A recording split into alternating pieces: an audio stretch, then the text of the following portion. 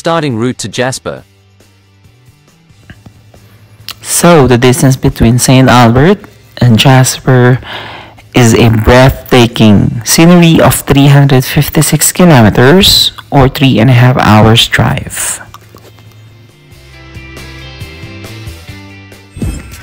So, the first surprise of the trip, a group of bighorn sheep. Don't you know, nakilala sila with their big horns. Ang mga lalaki tinatawag na ram at ang kanilang sungay can weigh up to 30 pounds. They are using this for head-to-head, not neck-to-neck combat. Yay! Grabe group silang naggagala. Ang dami.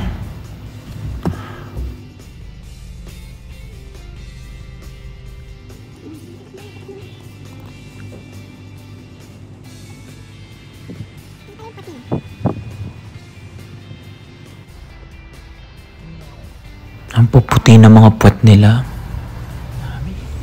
Sana all. Ang dami.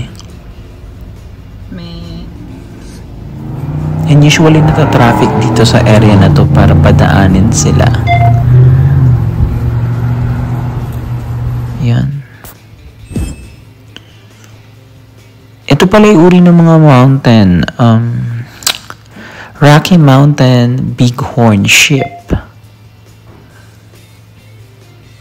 Ay, may naiwan na tatlo. Bye-bye!